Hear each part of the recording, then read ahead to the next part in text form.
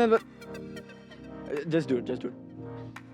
Hello, hi, and welcome back to another episode of Thar Talks. And today, we are taking you far beyond the gates of Good Shepherd to the sports fields of your... Not literally. I mean, what do you think? You think we could do that? I mean, we need a lot of permission. I'm Arav. And I'm Nanjapa. And today, we're going to be discussing about how sports leaders are the new world leaders. I mean, Sports people are the new world leaders. Exactly. Yeah, and their influence, I mean, it's just affecting a lot of daily decisions that are made by a nation. But Arav, what is this influence that we all talk about? I think there's a not so technical term we can give to it. You know what that is? That is something called global will. Yeah, it's basically what you're talking about, but more technically it would be called soft power. It's the ability to walk into any establishment on earth and for everyone to instantly like you and you to get an instant 100% approval rate. I mean, imagine you're just walking into a room and then 4 to 5 people look at you and they're like, oh, I know this guy, I've seen him somewhere. And then there'll be some exceptions who will be like, oh, I know who you are. You're the builder from outside my house. Yeah, I mean, I know a few people like that. In a few cases, I myself like that. Okay. But moving on, yeah. As if this soft power wasn't enough already, I mean, they have something that's maxed out that I think all of us know about. But then again, it's so impactful. Do you know what that is? Their economy stats. More context, their cash. What they have in their pockets at all times. I mean, if you look at it, there are many athletes in today's world that can actually, they have enough money to buy off an entire island. Leave buying off. I mean, if they were to just invest a fraction of their cash in the betterment of an underdeveloped nation, if they all collectively came together and put a fund, it would be developed in. Exactly. But actually, right, moving on, let's talk about the athletes who really embody what it means to possess these powers. So today we'll be covering the OG Michael Jordan and Lionel Messi, followed by LeBron James. You know, I would sing that song here. I mean, I'm gonna sing it right now. LeBron James. And our very own King Kohli. So let's start off with Michael Jordan. I mean, this guy is the OG. If you have ever played basketball, or at least remotely follow basketball, you know who Michael Jordan is. He is the GOAT. I mean, if you're talking about athletic empires, you cannot miss him out. Of course, he has built a brand for himself. He started off with Nike. They took one look at him and is like, this guy, he's not meant for the billboards or the guy you see while you're driving by in your car. He's meant for the big leagues. I mean, once he walked into Nike and he said, I'm not going to sell any product, I am the product. And by this same mindset, he has made the Jordan brand, which is today worth a whopping $5 billion and is international, global. I mean, you could ask 1 out of 5 people which brand of sneakers they own, and they would probably say they own a Jordan. Yeah, I mean, in our environment. Yeah, that's fair enough. I mean, I own Dunks, and Arav, what shoe do you own? Nike shoes. I don't know the name. Moving on. Fair enough. So, let's talk about the Holy Trinity. Well, not the ones we see in the biblical setting. We're talking about Leo Messi, LeBron, and our very own King Kohli. I mean, okay, Lionel Messi. Even if you don't play football or even if you don't follow sports, I mean, you might have heard of his name. You've heard of this guy, that's definite. I mean, GOAT debate, Ronaldo versus Messi. I mean, he's just everywhere. And recently, after his transfer to Inter Miami, I mean, football in the US, I mean, it was already, the stats were high, but then now football just has its own craze. Fair enough. And to be honest, I didn't know what Inter Miami was, man. When they went there, I'm like, okay, this seems to be gaining traction. I was even more surprised when David Beckham owned the club, and I'm like, How have we not known about this sooner? I'm like, must have been a side hustle. But him moving the water. for the win. But him moving to America was a huge crossover, even bigger than Avengers Endgame. Exactly. I mean, imagine Thanos playing. I am the top goal scorer. Ching. When Messi showed up, the USA was transformed. Okay, it was not just the football scene. Celebrities from all over the US flocked to Inter Miami games, be it Kim Kardashian, Leonardo DiCaprio, and Apple TV subscriptions went up to the moon. Profits. Yeah, and okay, let's talk about America's very own homegrown star now, LeBron James. I mean, this guy, right? He is homegrown talent. And if Messi is a culture diplomat, then LeBron is straight up a business mogul. I mean, look at his business ventures. He co-owns Liverpool Football Club.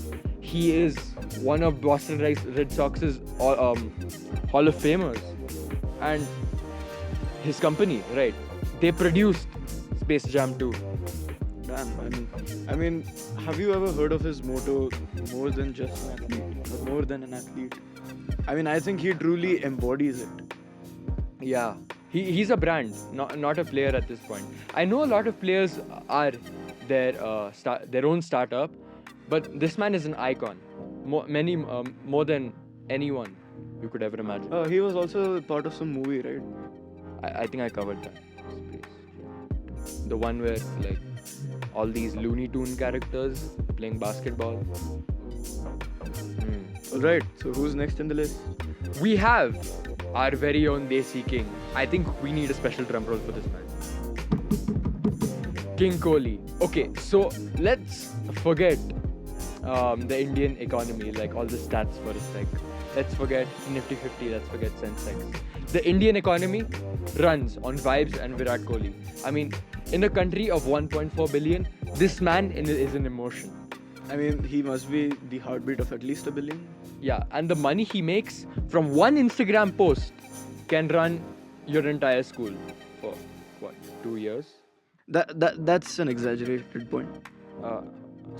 Some schools, of course, we value and cherish the importance of our own very own school. But moving on, if his own cult of personality was not enough, the big games, the glamour, the hundreds, the killer attitude was not enough. When he got married to Anushka Sharma, I mean, the Virushka edits and posts we saw was its own fan base. I mean, like, it's all hyped up over the internet, and besides Virushka, he has also been the brand ambassador for some companies. I mean, he was there in. No, wait. What was that? Boost?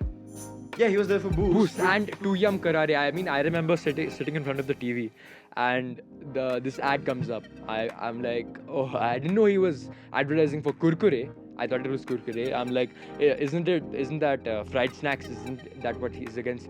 And then he's in his great showman accent, he's like, Tuyam Karare. And I'm like, I'll check this out. It doesn't seem too bad. And my mother will definitely agree to this. It's not lays or anything, so we should be good. Exactly. I mean, the way he portrayed it, I mean, that's what the influence, that is the influence that we're talking about. So now that we've talked about all of this, the insane amount of influence that they all bring to us, the way we look at them as if they are gods almost, as if they have more control over our lives than any other politician or leader that we could ever vote for. I mean, is giving this much power and attention to such people actually an ethical choice? Do you think so, Arav? Well, I mean, I really think it's it may or may not be good for them to have this power. I mean, it has its own pros and cons. I mean, because the thing is, in athletes, you're looking at you're looking at them sympathetically, because I mean they go through a lot. But then the raw and cold truth, from politicians we expect perfection. That's true. I mean, if we were to give one of them a nuclear football and we were to tell them that, yeah, the fate of the world is in your hands, I mean, would we all be really comfortable with that? I don't think we would. I mean, I myself would not sleep well at night. But then again, they are good if they promote the right thing. If they promote well-being, if they promote being active, then that's well and good. But for the wrong things, I don't think they should be given this much of attention and influence. And I think that brings us to the end of today's episode, the final whistle. So there you have it. Athletes are no longer just playing for the trophies. They're playing for the control of the global economy and its culture. I mean, they are the new kings, if you see. I mean, not that we have kings, but they are the unofficial kings. If the Maharajas of the olden days, if Akbar or who was that famous Marathi leader? Shivaji. Maharaj, Chhatrapati Shivaji Maharaj. Were to see the way that these guys influence people, I mean, they would have serious thoughts about the way they dealt with their own subjects. So, for those of you who have watched up until this point, we are so glad for you guys, honestly speaking. So, who did we miss? Don't feel shy to tell us in person or email us. I mean, I don't think you should email Arav. He has his vivas going. You shouldn't get distracted and all of that. But I'm always there. The team is always there. And so, we shall see you in another episode of the Third Talk. Wait. Actually, I think I almost forgot. Our sponsor for today. Kivan is happy because I almost forgot it. He's been reminding me for a very long time now. Our sponsor is a football, because unless you kick it, it won't go anywhere. Just like your academics. Thank you, and we'll see you very, very soon in another episode of the Thar Talks. Focus on academics. Please do.